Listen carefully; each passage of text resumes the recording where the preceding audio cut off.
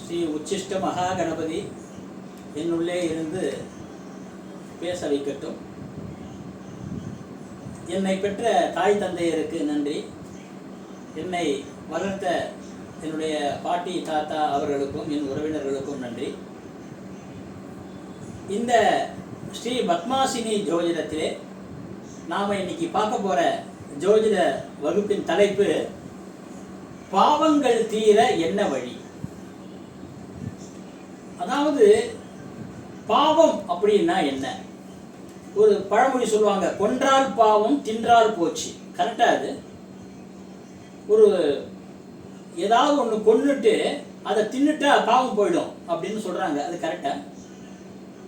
ஆனால் அது பாட்டுக்கு சரியா இருக்கும், அது பாட்டுக்கு அது சரியா இருக்கும். ஆனால் உண்மையே இந்த நம்மளுடைய வாழ்க்கையில நம்மளுடைய வம்சம் செழிக்க, நம்மளுடைய சந்ததிகள் சிறக்க, எல்லோரும் மகிழ்ச்சியாக இருக்க முக்கியமா என்ன அப்படின்னா பாவங்கள் இல்லாம புண்ணியம் சேர்ந்துன்னு வருது நல்லது. ஒரு கம்பெனி இருக்கு, அந்த கம்பெனியில முதல் வருஷம் ஆரம்பித்த வருஷத்திலே லாபம், அடுத்த வருஷத்திலே நஷ்டம், அடுத்த வருஷத்திலே லாபம், அடுத்த வருஷத்திலே லாபம், அடுத்த வருஷத்திலே நஷ்டம். இத மாதிரி மாறி மாறி வருதுன்னு வச்சுக்கோங்க.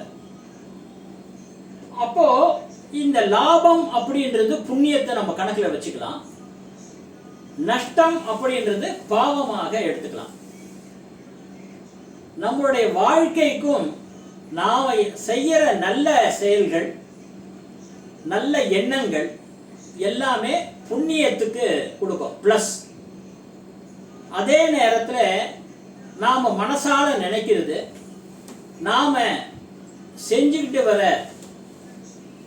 பாவங்கள், சில செய்யக்கூடாத செயல்களை செய்கிறது, அதனாலே மற்றவர்களுடைய சாபத்தை ஏத்துக்கிறது, இதெல்லாம் என்ன ஆகும்னா பாவம் பாவம் தான் கணக்கில் சேரும். அதை பற்றி நம்ம ஒரு ஜாதகத்தில் பார்க்கலாமா? அவங்கவுங்க ஜாதகத்தில் பாவம் செஞ்சிருக்கோமா புண்ணியம் செஞ்சிருக்கோமா? இது எப்போ தெரியும்? பொதுவாக நமக்கு எப்போ தெரியும்? நமக்கே தெரியாது. ஏன்னா இறந்து போன உடனே அங்கே ஒரு புராண கதைகளில் பிடிச்சிருப்போம். நேராக அங்கே யமதர்மராஜா கிட்ட போன உடனே அங்கே கியூவில் நிற்க வைப்பாங்க, ஒவ்வொருத்தராக வருவாங்க. சித்திரகுப்தர்கிட்ட யமதர்மர் கேட்பாரு, இவர் பாவம் செஞ்சாரா புண்ணியம் செஞ்சாரா அப்படின்னு. அவர் இவ்வளோ பெரிய ரெக்கார்ட் நோட் புக்கோடு திருப்பி பார்ப்பாரு. இதெல்லாம் நம்ம சினிமாவில் பார்த்துருக்கோம். உண்மையாகவே நம்ம பாவம் செஞ்சிருக்கோமா புண்ணியம் செஞ்சிருக்கோமா? இதுவரையும் நாம என்ன செஞ்சிருக்கோம் அப்படின்றத பார்க்கறதுக்கு நாம எதில் பார்க்கலாம் அப்படின்னா நம்மளுடைய ஜாதகத்திலேயே, பிறப்பு ஜாதகத்துல அதை நம்ம பார்க்கலாம். எப்படி பார்க்கலாம்? இதுவரையும் நான் சொல்ற வார்த்தைகளை கவனிங்க. இதுவரையும்னா இன்னி தேதிக்கு நீங்க எப்போ இந்த வீடியோ பார்க்குறீங்களோ அப்போ அந்த நேரம் வரையும் நீங்க பாவம் பண்ணிருக்கீங்களா புண்ணியம் பண்ணிருக்கீங்களா? அக்யூமுலேட்டட் பேலன்சஸ், பிறப்புலேருந்து போன ஜென்மம், அதுக்கு முந்தின ஜென்மம் எல்லாமே சேர்த்து நான் சொன்ன பார்த்தீங்களா, ஆரம்பத்தில் கம்பெனிக்கு சொன்ன பார்த்தீங்களா, ஃபர்ஸ்ட் இயர் போது லாபம், அடுத்த வருஷத்துல நஷ்டம். அப்போ லாபம் ஒரு உதாரணத்துக்கு ஒரு 25 கோடி இருக்கு, அடுத்த வருஷம் நஷ்டம் ஒரு 15 கோடி. அப்போ 25 மைனஸ் 15 நிகர லாபம் 10 கோடி. அத மாதிரி கணக்கு போட்டுக்கிட்டே வரும்போது கடைசியில நிகர லாபமா நிகர நஷ்டமா? இதுதான். அதே மாதிரி நிகர பாவமா நிகர புண்ணியமா நம்மளுடைய வாழ்க்கையில அதை பார்த்துக்கிட்டே வருதுதான்.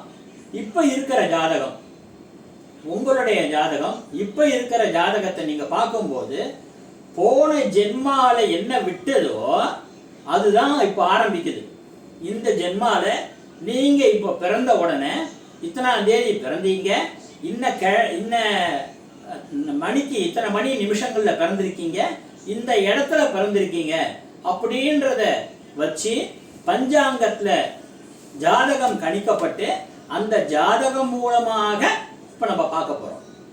இப்போ இங்க ஒரு ஜாதக ராசி கட்டம் இருக்கு. இந்த ஜாதக ராசி கட்டம் ஒரு உதாரண ஜாதகம். இதுல பாத்தீங்கன்னா லக்னம் அமைந்துள்ள இடம் கும்பம் ராசி. அடுத்ததாக பார்த்தா மேஷம் ராசியிலே சந்திரன் இருக்க, மிதுனம் ராசியிலே செவ்வாய் இருக்க, கடகம் ராசியிலே ராகு இருக்க, சிம்மம் ராசியிலே சனீஸ்வரர் இருக்க, கன்னி ராசியிலே சுக்கிரன் இருக்க, சூரியனும் புதனும் துலாம் ராசியிலே இருக்காங்க. இங்கே தனுசு ராசியிலே குரு இருக்க, மகரம் ராசியிலே கேது இருக்க. இப்போ நான் வந்து உங்களை எந்த விதமான கேள்விகளும் கேட்க போறதில்லை. பொதுவாக நான் என்ன கேள்வி கேட்பேன், இதுல எந்த கிரகம் ஆட்சி, எந்த கிரகம் உச்சம், நீசம், நீச்சபங்க ராஜயோகம், என்ன தோஷங்கள் இருக்கு அப்படிலாம் இதுக்கு முன்னால கேட்பேன் இல்லையா? உங்களை படிச்சிருக்கீங்களா, நீங்க நல்லா புரிஞ்சிட்டு இருக்கீங்களா அப்படின்னு பார்க்க இப்போ அதை நான் கேட்கல. ஏன்னா நீங்க நல்ல ஒரு ஃபுல் அர்த்தத்துல வந்து நல்ல ஒரு வெல்வர்ஸ்டு ஆயிட்டீங்க.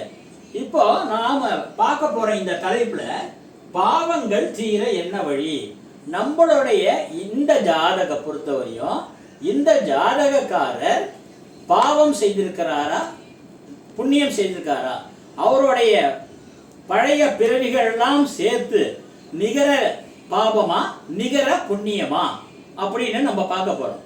எப்படி பார்க்கறது அப்படின்னா, இந்த லான்னு போட்டிருக்கு பார்த்தீங்களா, லக்னம். இந்த லக்னம் கும்பம் ராசியில இருக்கு. இந்த கும்பம் ராசியில இருந்து 5வது இடம் என்னன்னு பாருங்க. 1 2 3 4 5. இந்த 5ல என்ன கிரகம் இருக்குன்னு பாருங்க. அது சுப கிரகங்களா பாவ கிரகங்களா அப்படின்னு பார்க்கணும். சுப கிரகங்களா அசுபர் கிரகங்களா? அசுபர் கிரகங்களாக இருந்தால் உங்களுக்கு தெரியும் அசுபர்னா யார் யாரு, சுபர்னா யார் யாரு அப்படின்னு. இப்போ சூரியன் அசுப கிரகம், சந்திரன் வளர்பிறை சந்திரன் சுபகிரகம், தேய்பிறை சந்திரன் அசுப கிரகம், செவ்வாய் அசுப கிரகம், புதன் பொறுத்தவரையும் அவர் தனிப்பட்டு இருந்தால் சுபகிரக, ஒரு பாவ கிரகத்தோட சேர்ந்தா இவரும் பாவர். எப்படி ஒரு பால் இருக்கு, அந்த பால் நல்ல தூய்மையா இருக்கு, அதுல நீங்க ஒரு இடத்துல கொஞ்சம் தூரம் தான் விஷத்தை விடுறீங்க, அப்போ அந்த இடம் பால் ஃபுல்லா என்ன ஆயிடுது, விஷம் ஆயிடுது. அதே மாதிரிதான் இங்க புதன் சூரியனோட இருக்கிறதுனாலே இவர் அசுபர். ஆனால் எப்பவுமே கிரகம் நின்ற நட்சத்திர பாதத்தை நம்ம பார்க்கணும். இந்த மாதிரி இடம் வரும்போது கிரகம் நின்ற நட்சத்திர பாதம் என்னன்னு பார்க்கணும். கிரகம் நின்ற நட்சத்திர பாதம் சுபரோடதாக இருந்தால் அது சுபர் தான், புதன் சுபர் தான், அப்படி எடுத்துக்கணும். அடுத்ததாக நாம வந்து குரு சுபகிரகம், சுக்கிரன் சுபகிரகம், சனி அசுபகிரகம், ராகு அசுபகிரகம், கேது அசுபகிரகம், இப்படி கணக்கில் வச்சு நாம இந்த இடத்துல 5வது இடத்துல எந்த கிரகம் இருக்கார் அப்படின்னு பார்க்குறோம். இப்போ இந்த ஜாதகர் பொறுத்தவரையும் அந்த 5வது இடத்துல யார் இருக்காங்க, 1 2 3 4 5. 5வது இடத்துல யார் இருக்காங்க, செவ்வாய் இருக்காரு. அப்போ இது வரையும், அதாவது அவர் உதாரணத்துக்கு ஒரு 1970 பிறந்திருக்காருன்னு வச்சுக்கோங்க உதாரணத்துல. அப்போ இப்ப 2024 நடக்கிறது அப்படின்னா நம்ம கணக்கு எப்படி இது பண்ணணும், காமனா எப்படி கொண்டு வரணும் அப்படின்னா, அந்த நேரத்துல அவர் பிறந்த இடத்துல போது லக்னத்திலேருந்து 5வது இடம் பார்க்கும்போது அவர் சுபரா அசுபரான்னு பார்க்கும்போது நிகர பாவமா நிகர புண்ணியமா அப்படின்னு பார்க்கும்போது இங்க பாவ கிரகம் இருக்கிறதுனால இந்த ஜாதகர் நிகர பாவத்தை கொண்டுள்ளார், நிகர பாவத்தை கொண்டுள்ளார். சரி, இவருடைய பாவங்கள் தீர என்ன வழி, இவருடைய பாவங்கள் தீரணும்னா அதுக்கு என்ன வழி அப்படின்னா, இங்கேருந்து அந்த பாக்கியத்தை கொடுக்கக்கூடியது இங்கேருந்து 9வது இடம் எதுவோ அந்த கிரகத்துக்கு உண்டான பிரீதி தானியம், அந்த கிரகத்துக்கு உண்டான பிரீதி ஹோமம் இதெல்லாம் செய்தால் அவர் பாவங்கள் தீரும். இங்கே ஐந்தாவது இடம் லக்னம், கும்ப லக்னம். 1 2 3 4 5 5இல் செவ்வாய் அசுப. ஸோ இவர் நிகர பாவம் செய்திருக்கார் போன அவர் பிறப்பு வரையும். பிறப்புலேருந்து இப்போ அவர் திருப்பியும் இவருடைய பாவம் தீரத்துக்கு என்ன வழி அப்படின்னா 1 2 3 4 5 6 7 8 9. இது யாருடைய வீடு? இங்கே எந்த கிரகமும் இல்லை. யாருடைய வீடு? கும்பம். கும்பம் யாருடைய வீடு? சனியோடைய வீடு. சனி அப்படின்னா ஏழை பங்காளன். பிசிக்கலி சேலஞ்சு பர்சனுக்கு மந்தகாரகர்னு பேர் இவருக்கு. பிசிக்கலி சேலஞ்சு பர்சனுக்கு உதவி பண்ணுறது, ரொம்ப ஏழ்மையாக இருக்கிறவங்களுக்கு உதவி பண்ணுறது, வயசானவங்களுக்கு உதவி பண்ணுறது, இந்த மாதிரி வேலையெல்லாம் இவர் செய்தால் இவரால் முடிந்த பண உதவி, இவரால் முடிந்த உடல் உதவி இதெல்லாம் செய்தாலே இவருக்கு அந்த பாவம்லேருந்து கணக்கு என்ன ஆகும்? அப்படியே புண்ணியமாக மாறிடும். பாவம் கணக்குலேருந்து அப்படியே புண்ணியமாக மாறிடும். இப்போவே நீங்கள் பார்த்துக்கலாம். நம்ம அங்கே போகும்போது யமதர்மராஜா சித்திரகுப்தன் கிட்ட கேட்டு அதெல்லாம் நமக்கு இப்போ தெரியாது. நம்மளுக்கு என்ன நடக்குது என்ன ஏதுன்னு ஒன்றும் தெரியாது. இப்போவே பார்த்துக்கலாம். இப்போவே பார்த்துக்கிட்டு அதுக்கு உண்டான ரெக்டிஃபிகேஷனை நம்ம பண்ணிடுறது நல்லது அப்படின்னு சொல்லிட்டு, பாவங்கள் தீர என்ன வழி? லக்னத்திலேருந்து 5வது இடம் பார்க்குறோம். அந்த 5வது இடத்துலேருந்து 9வது இடத்துல என்ன கிரகம் இருக்கோ அந்த, இப்போ இங்கே பார்த்தீங்கன்னா நெருப்பு, நிலம், வாயு, நீர். இங்கே நெருப்பு, நிலம், வாயு அப்படின்னும் போது வாயுனா என்ன? காற்று. அப்போ காற்று அப்படின்னும் போது அதுக்கு உண்டான மந்திரங்கள் சொல்வது, அவருக்கு உண்டான மந்திரங்கள் சொல்வது. பொதுவாகவே இங்கே சனி அப்படின்னு இருக்கும்போது சனீஸ்வரருக்கு உண்டான மந்திரங்கள் சொல்லலாம். இது மாதிரி சொல்றது. இதே நேரத்தில் இங்கே 9வது இடம் நெருப்பு ராசியில வருதுன்னு வச்சுக்கோங்க.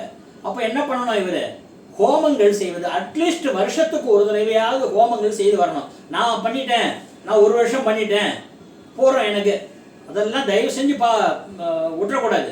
செஞ்சு நெருப்பு ராசியிலே 9வது இடம் வந்தால் ஹோமங்கள் செய்ய வேண்டும். நிலம் ராசியில் 9வது இடம் வந்தால் நிலத்தில் இருக்கும், நிலப்பரப்பில் இருக்கும், அங்கே நிறைய பறவைகள் வரும். அந்த பறவைகளுக்கும் அங்கே இருக்கிற ஜீவன், ஒரு நாய், பூனை, இது மாதிரி ஏதாவது இருந்தாலும் சரி அதற்கு ஆகாரம் கொடுக்கணும், உணவு கொடுக்குது. வாயுன்றது மந்திரம் சொல்லி வருது. நீர் அப்படின்னு சொல்றது என்ன? அங்க அர்க்கியம் விடுறது. அர்க்கியம் விட்டு நம்ம பூஜை பண்றது. இதெல்லாம் குறிப்பாக செய்வது. அர்க்கியம் அப்படின்னா நம்ம தனியா அர்க்கியம் விடலாம். சுவாமிக்கு அபிஷேகம் செய்வது. சுவாமிக்கு நீங்கள் அபிஷேகம் செய்ய வேண்டும் அவசியம். சப்போஸ் 9வது இடம் இங்க இருக்குன்னு வச்சுக்கோங்க. 1 2 3 4 5 6 7 8 9 இந்த இடத்துல 5வது இடம் வந்திருந்தால், இங்கேருந்து 9வது இடம் பார்க்கும்போது மீன ராசியாக இருந்தால் வருஷத்துக்கு ஒரு தடவையாவது நீங்கள் இந்த எந்த ராசிக்கு வருதோ அந்த ராசியில் கிரகம் இருந்தால், அந்த கிரகம் என்னவோ அந்த கிரகம் சூரியனாக இருந்தால் சிவபெருமானுக்கும், சந்திரனாக இருந்தால் அம்பாள் பார்வதி தேவி கருமாரியம்மன் அப்படி அவங்களுக்கோ, செவ்வாயாக இருந்தால் முருகனுக்கோ, புதனாக இருந்தால் பெருமாளுக்கோ, குருவாக இருந்தால் சாய்பாபா, ராகவேந்திரர் இப்படி குருமார்களுக்கோ, சுக்கிரனாக இருந்தால் மகாலட்சுமி தாயாருக்கோ, சனியாக இருந்தால் சனீஸ்வரர் நவகிரக மூர்த்திக்கு சனீஸ்வரருக்கோ, அது மாதிரி ராகுவாக இருந்தால் நாகதேவதைக்கோ, கேதுவாக இருந்தால் கணபதிக்கோ அவங்களுக்கு அபிஷேகம் செய்ய வேண்டும். இப்போ உங்களுக்கு நல்லா கிளீனாக புரிஞ்சிருக்கும். இது உங்களுக்கு இன்னும் கிளாரிட்டி வரலன்னா இந்த வீடியோவை இன்னொரு தடவை போட்டு பாருங்க, கிளாரிட்டி தெரியும். நீங்கள் இது சம்பந்தப்பட்ட ஏதாவது கிளாரிஃபிகேஷன் தேவைப்பட்டால் கமெண்ட்ஸில் கேளுங்க. சப்ஸ்கிரைப் செய்யாதவர்கள் சப்ஸ்கிரைப் பண்ணிக்கோங்க இந்த ஸ்ரீ பத்மாசினி ஜோதிடத்தை. உங்களுக்கு ஜாதக எழுதி கொடுக்கணும்னாலோ, புதுசாக ஜாதகம் எழுதணும், கணிச்சு எழுதி கொடுக்கணும் அப்படின்னாலோ, ஜாதக பலன்கள் சொல்லணும் அப்படின்னாலோ, கல்யாண பொருத்தங்கள் பார்க்கணும் அப்படின்னாலோ இந்த நம்பருக்கு நீங்கள் வாட்ஸ்அப் கொடுங்கள். பேசுவதற்கு ட்ரை பண்ண வேண்டாம். ஏன்னா நான் சொன்னேன் இல்லையா, நிறைய இடத்துல நான் ஹோமங்களுக்கு போயிட்டு இருக்கேன், நிறைய விசேஷங்கள்லாம் நிறைய இடத்துக்கு நான் போயிட்டு இருக்கிறதுனால உங்களுக்கு நான் ஃபோன் எடுத்து பேசுறதுக்கு இயலாமையாக இருக்கும். அதனால நீங்க வாட்ஸ்அப்ல கொடுத்துட்டீங்கன்னா உங்களுக்கு நான் பதில் கொடுப்பேன். அந்த பதிலையே பார்த்து நீங்கள் புரிந்து கொள்ளலாம் அப்படின்னு சொல்லி அடுத்த யூடியூப் வகுப்பில் நாம் சந்திப்போம். நன்றி.